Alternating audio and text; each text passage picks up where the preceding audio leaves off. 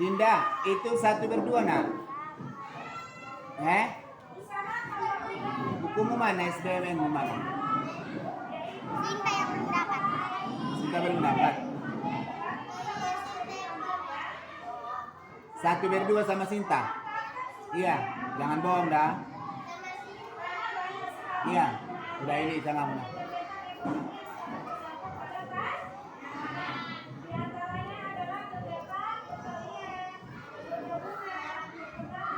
Nah, coba dengarkan. Sebelum kita mulai belajar, jadi buku ini alhamdulillah semalam diberikan oleh Pak Askolani, penulis buku ini gambarnya, ya. Ini gambar Pak Askolani sama Abang Anda Ali Fikri. Ada namanya situ nampak? Nah, jadi yang 2 orang inilah penulis pengarang buku SBMN atau Seni Budaya Mandailing Natal. Alhamdulillah diberikan kepada kita. Jadi supaya kita lebih semangat belajar.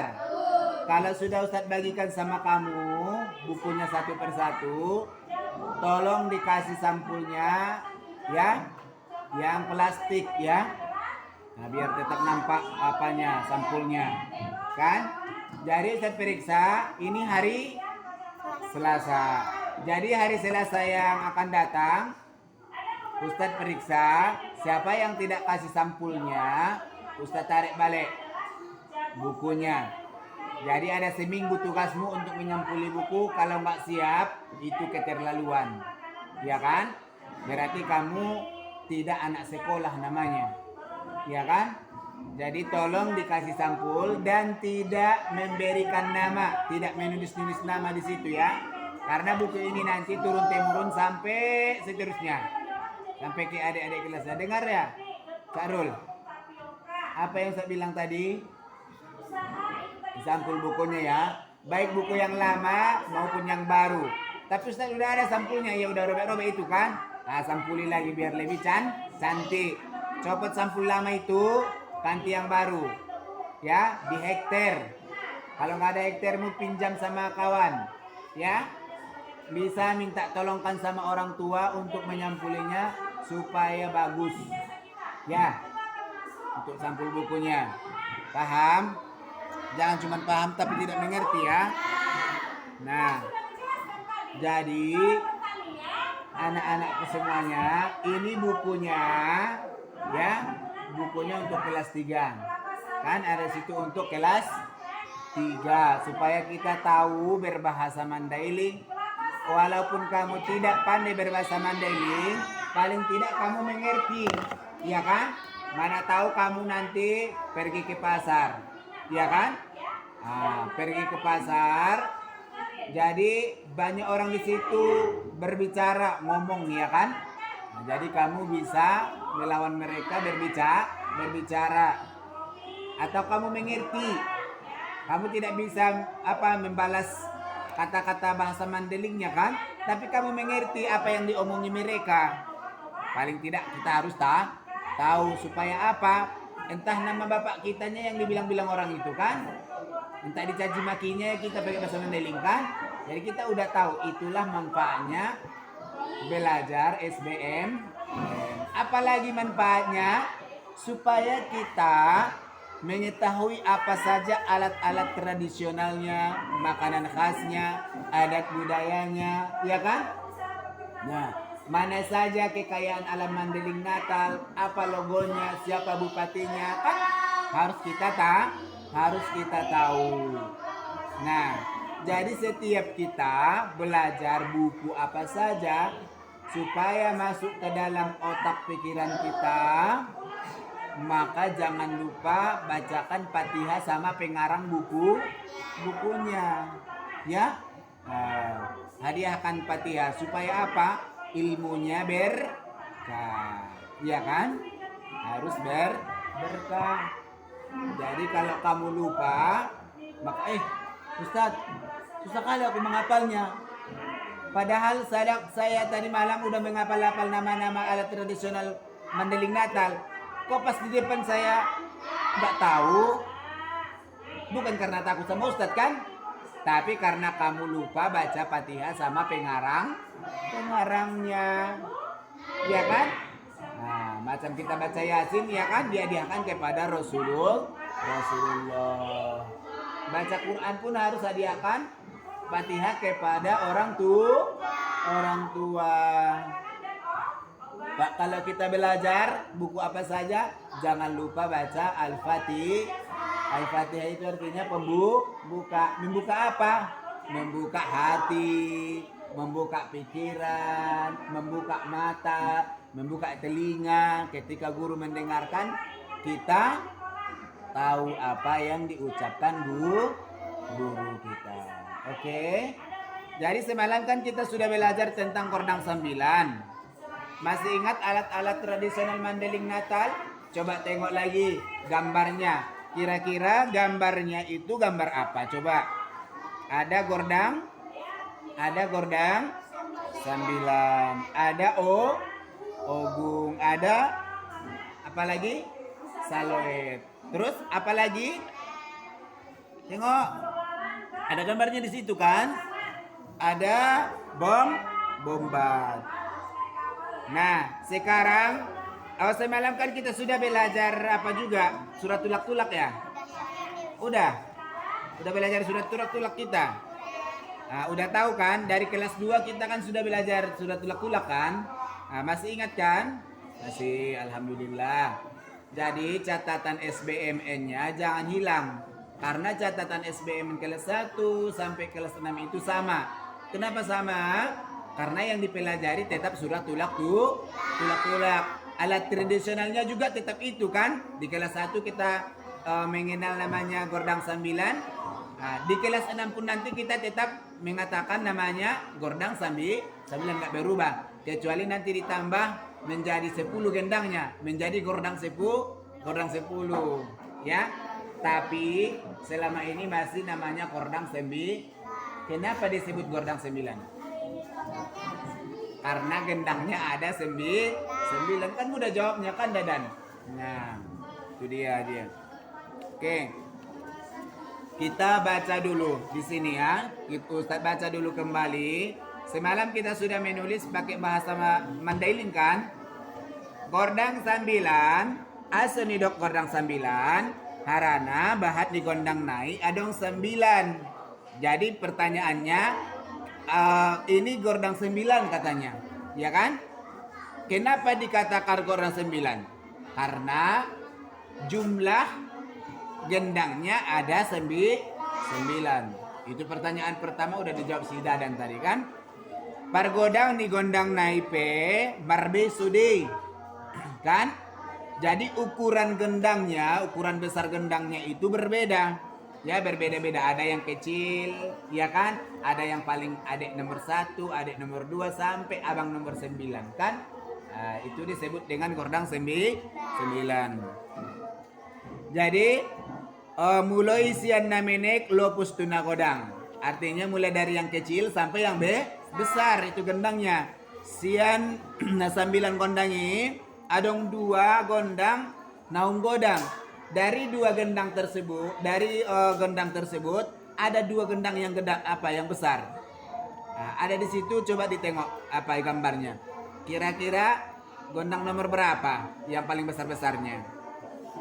Kalau dibuat yang paling kecilnya itu gendang nomor 1, nomor berapa yang paling besarnya? Nomor 8 sama nomor 9. Bagus. Nah, adong 2 gondang nahum godang imana didok jagat sangape bombat itu nama gendangnya. Adong dope tambani gordang 9 mudah dipalu. Ketika dibunyikan gendangnya, ketika dipukul atau dimainkan gendangnya, masih banyak lagi nama-nama alat musik yang lainnya, ya kan? Ima ogung, ada ogung itu yang di belakang gambarnya ya. Ada ogung, doal, mongmongan, saloet, dohot tali sasayat. Dan dohot artinya dan ya, dan tali sasayat, ya kan? Yang ada talinya di situ. Nah, itu ditepak-tepakkan kan? Jadi udah pernah dengar apa? Gordang 9? Kalau belum pernah, kalau nanti misalnya pergi ke pasar sama orang tua, nah boleh nanti kamu nonton di YouTube. Cari dulu di YouTube namanya Gordang 9. Nah, ada nampakmu nanti kayak gini modelnya, orang yang mukul kayak gini, ya kan? Nah, coba tonton dulu, ya, supaya kamu tahu apa itu Gordang 9. Atau misalnya ada pesta orang Batak atau orang Mandailing, ya kan? Agak besar biasanya pestanya. Di situ dibunyikanlah Gordang 9. Atau biasanya tanggal 17-an kalau kita ke Batahan misalnya, ya kan? Atau kita pergi ke Panyabungan, itu dimainkan Gordang 9 supaya kita lebih kenal yang namanya alat musik tradisional Mandailing Natal. Nah, kemudian Alang lebih tambah nih Gordang 9, Imam Muda di Palu, Imam Agung. Ada berapa tadi? 1, 2, 3, 4, ada 5 lagi tambahnya dari Gordang 9 ya. Dungi muda di acara paradaton, angkon di pati daun musedoi, mandera adat nanidok tonggol, payung rarangan, podang, dohot tombak si jabut.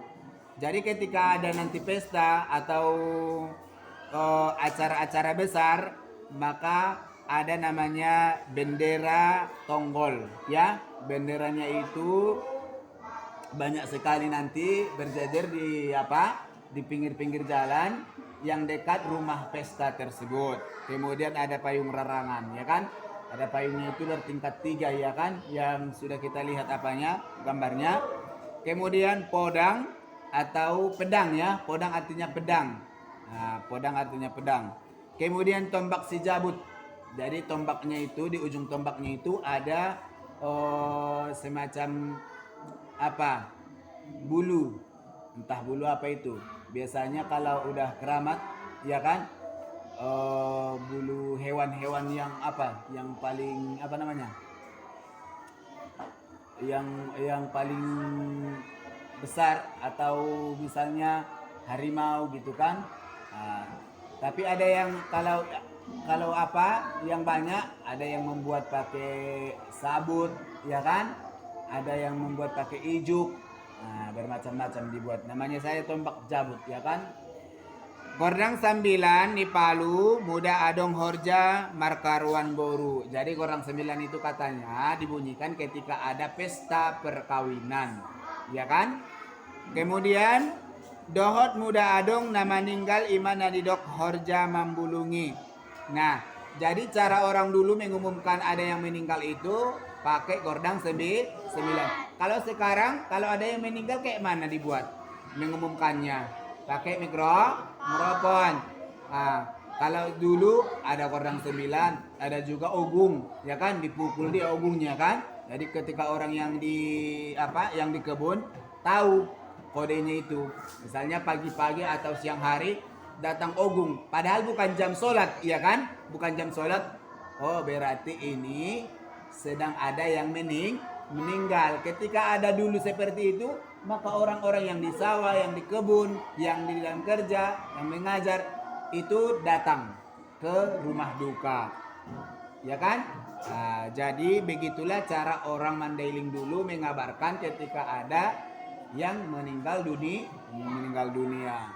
Nah, dibunyikanlah Gordang 9, atau otuk, ya, ataupun ogung. Nah, kalau sekarang tinggal mikrofon, ya kan? Lebih canggihnya lagi sekarang pakai media sosial, baik itu di Facebook, di WhatsApp, ya kan? Nah, dibuatnya di situ innalillahi wa inna ilaihi rajiun. Tamu kita yang ada di Jakarta pun udah tahu, ya kan? Kalau dulu belum tahu, kalau nggak dikasih tahu pakai surat, ya kan? Suratnya itu pun nanti nyampe ke Jakarta sebulan, ya kan? Meninggal tanggal 1 sampai tanggal 30 kabarnya ke Jakarta, ya kan? Kalau sekarang meninggal meninggal detik ini, 2 detik kemudian udah tahu orang Jakarta. Tamu kita yang Jakarta. Dengan adanya media media sosial. Kalau dulu pakai otuk nggak dengar lah ke Jakarta kan, ya kan?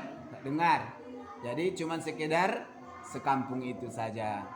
Jadi bahkan ke kampung tetangga kedengaran kalau otuk ataupun kordang 9. Makanya kalau dulu kampung-kampung itu masih datang orang kampung sebelah datang berziarah ke kampung kita. Nah, bahkan di sini pun seperti itu juga kan. Misalnya kalau ada yang sini yang meninggal, orang Pasar Minggu masih datang ke sini kan. Nah, begitulah adat orang Mandailing mulai dari zaman dahulu kala. Kemudian Najolo dulu katanya.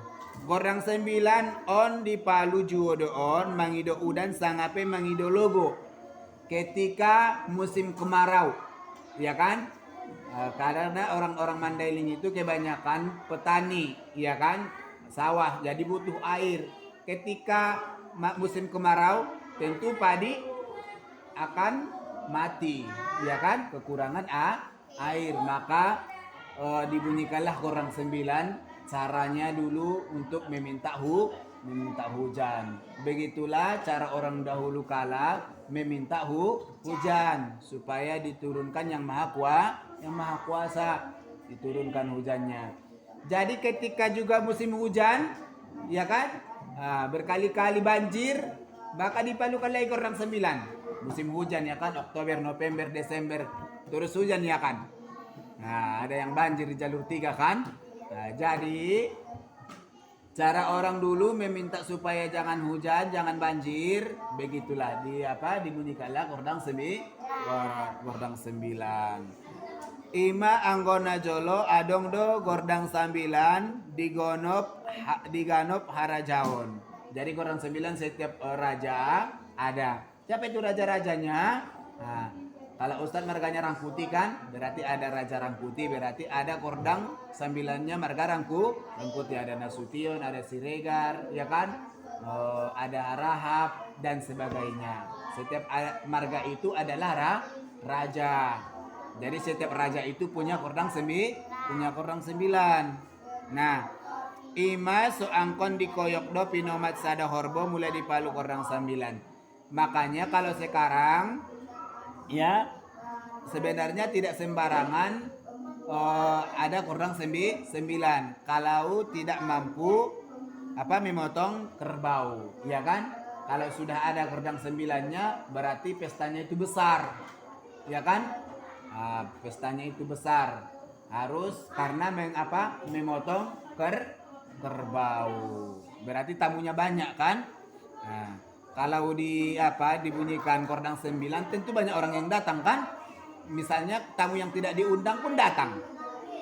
Macam keyboard, ya kan? Padahal nggak ikutnya mamanya rewang di situ, nggak diundangnya mamanya rewang kan? Tapi ada keyboard, ya kan? Ya datanglah si Trisna ke situ. Pinomat joget-joget nengok artisnya kan? Iya kan dia? Padahal nggak ada di situ. Ada pula pasar-pasarnya di situ dibuat kan? Sambil nonton keyboard, belanja pulpen awak kan? Padahal nggak diundangnya orang tua kita rewang. Begitulah juga dengan Gordang 9 kan? Jadi kalau Gordang 9 udah bunyikan, heran kita. Misalnya kalau ada Gordang 9 di lapangan, ya kan? Ada Gordang 9, heboh di situ. Apa nggak mau nengok kita itu? Nggak bisa usah lagi melarang kalian udah berlari lah kalian ke sana kan? Nggak ditanya-tanya lagi. Apa itu Ustaz? Ya kan? Nah, rupanya ada Gordang 9. Gordang 9. Nah, Goarni irama Gordang 9 ini bahat de iragamnya. Katanya irama Gordang ataupun nadanya Gordang 9 itu banyak sekali ragamnya. Ada gondang tua, gendang tua, sampuara batu magulang, ada juga roba namosok, ada gondang tortor, ada gondang udan potir, ada gondang moncak dohon na asing naik. Yang sudah kita pelajari masih gendang tortor ataupun tari tortor ya. Nah, kalau yang lainnya belum ya kan. Semalam kita udah latihan kan? Latihan tortor kan? Udah. Nah, jadi insya Allah kalau ada kesempatan lain kita belajar tortor. Makanya kasih sampul bukunya biar semangat Ustadz ngajarinya kan. Kalau nggak kau sampuli, cuman itu PR-nya, nggak becus, berarti nggak sayang sama budayanya kan. Nah. Inganan di Gordang Sambilan, Ima di Sopo Godang, Sangape di Sopo Gondang, di Lampung di Bagas Godang. Krisna, sampai jam berapa kau tadi malam tidur, nak? Kenapa kau tak sambung tidurnya di sini? Yang tidur duduk kau yang bagus. Nah, jadi tempat Gordang Sembilan itu ada gubuk-gubuknya, ya kan? Yang disebut dengan sopo, ya kan? Ada sopo, ada tempatnya. Nah, disitulah ditaruh supaya kita bisa berlatih ke sana. Atau dibuat sanggarnya ya, nah, sanggar tempatnya. Atau dibuat balai desanya. Biasanya di balai desa sudah ada Gordang Sembilan, ya kan? Supaya apa? Nanti anak-anak juga seperti kalian ini sudah bisa belajar Gordang Sembilan, dituntun orang-orang dewasa yang sudah pandai, ya kan? Begitu juga dengan personel bulung atau muda-mudi, ya kan? Muda-mudi itu juga wajib mempelajarinya supaya tahu adat Mandelingnya, ya kan? Jadi nggak kemana-mana lagi kita. Kalau ada misalnya di balai desa Gordang Sembilan, tentu kita tidak lagi pergi ke sungai mandi-mandi berendam 1 hari, ya kan? Nah, jadi ceritanya yuk ke madrasah yuk, ya kan ada kegiatan kan? Nah, pulang madrasah pergi kita nanti yuk ke apa? Gordang Sembilan, atau misalnya full sekolah. Tapi hari Minggu kan libur, ya kan? Kemana ya suntuk kali? Nggak ada lagi cerita suntuk kalau ada kegiatan. Apa kegiatannya? Yuk ke apa? Ke balai desa, main Gordang Sembilan yuk. Ya kan enak, hari Minggu ada kegiatan. Ya kan? Jadi kalau kita budayakan kegiatan-kegiatan yang sudah ada di Mandeling Natal, tentu kegiatan kita semuanya tidak ada henti-hentinya. Enak sekali ternyata ya di Kabupaten Mandeling Natal. Jadi belum kita juga mempelajari makanan nanti kan, apalagi kita nanti sudah mempelajari makanan, setiap hari ada rabar, ya kan? Nah, jadi kemana kita ini weekendnya ke sana, di sana ada pohon jambu, ya kan? Ada lagi mutik arambir, kan? Nah, jadi yuk kita buat apa? Rabar, tahu rabar kan? Rabar rujak mandailing. Udah pernah makan rabar kan? Belum? Yang waktu kelas 3 dulu buat rabar itu ikut kalian makannya kan? Yang ada jambu bagi. Yang ditumbuk.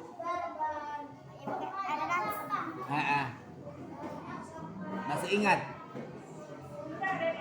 Kelas berapa kalian itu? Kelas 2? Iya, udah pernah. Dapatnya itu semua kan. Kalau nggak dapat berarti kamu nggak hadir waktu itu sekolah. Iya kan? Yang tahu tak pohul-pohul udah tahu. Udah pernah makan tak pohul-pohul? Iya, yang pakai kelapa ya kan? Kipang?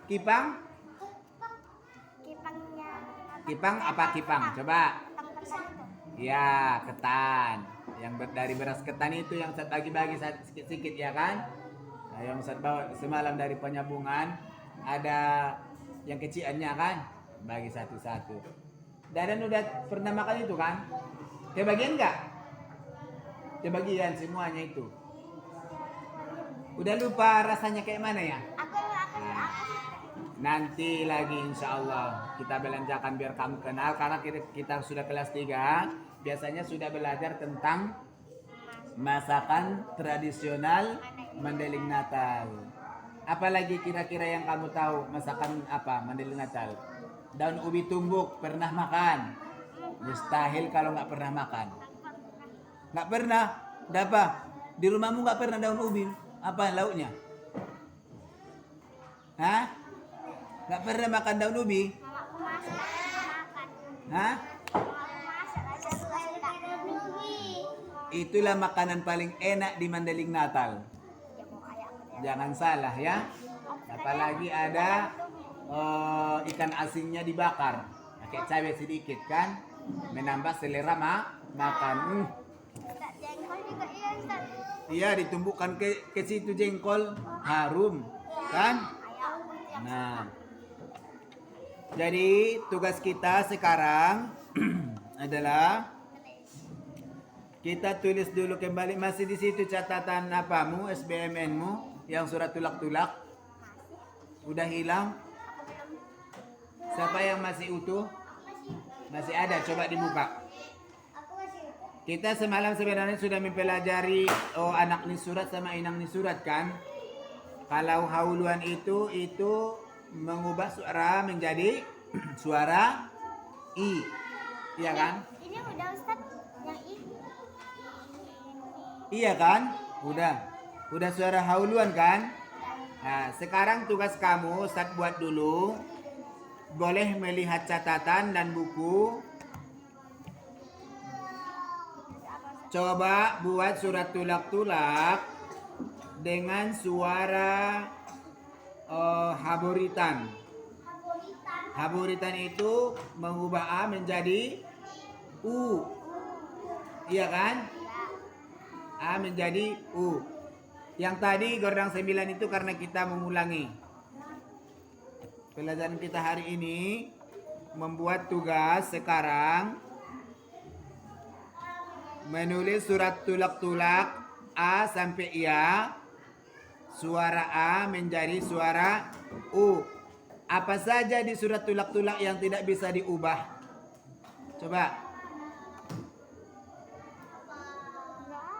Ada. Yang satu hurufnya nggak bisa diubah. Coba cari. A, terus I dan U. Itu kan nggak bisa diubah lagi. Iya kan? Karena dia juga bisa nanti menjadi anak ni surat.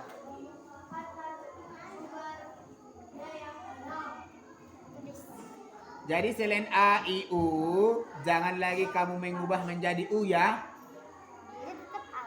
A tetap A. Ya. A tetap A. Karena nanti U-nya juga ada apa ya? Inani surat, anak ni surat. Udah, silakan dikerjakan. Coba kita baca dulu hauluan surat tulak-tulak, tapi suara hauluan supaya mengerti teman-temannya. Coba. A, hi, mi, ni, ri, ti, i, ji, pi, u, wi, si, di, bi, ni, ngi, ki, ci, nyi, yi, gi, yi. Jangan ya, yi. Ya kan, itu suara hauluan. Kalau suara haburitan kamu yang jawab.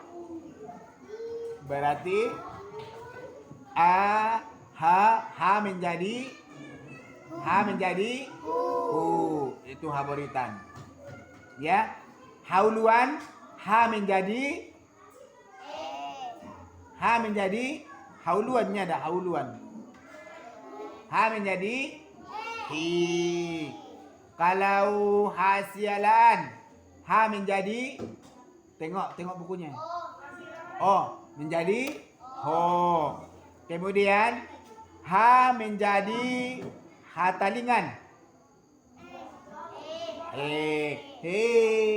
Ya kan? Udah ngerti? Berarti ini seperti patah kasro doma a i u.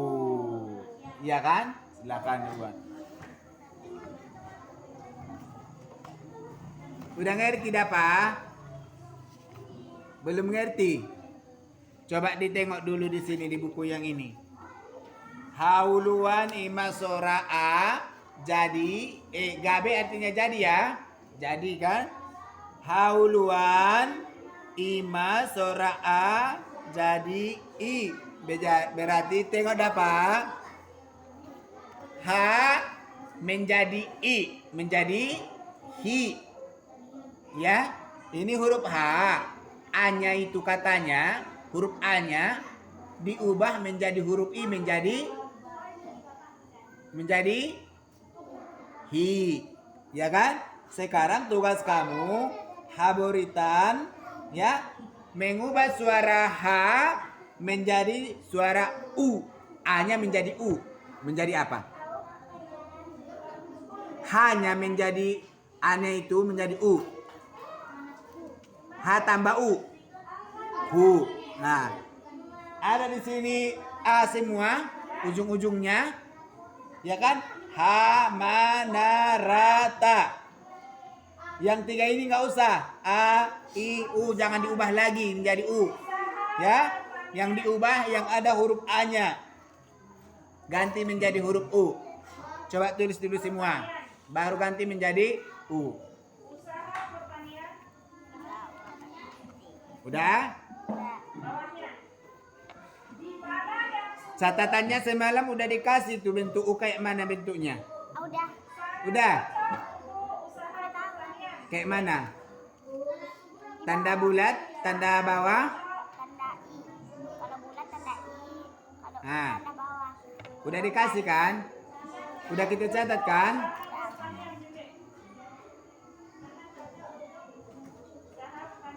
Coba dulu latihan dulu. Kalau masih ingat. Karena semalam ini kan ujian kita kan?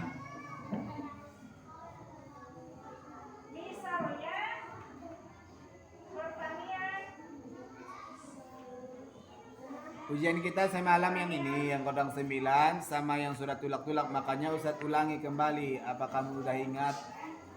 Kalau nggak ingat lagi, biar kita ulangi. Padahal kita sudah masuk tortor kan?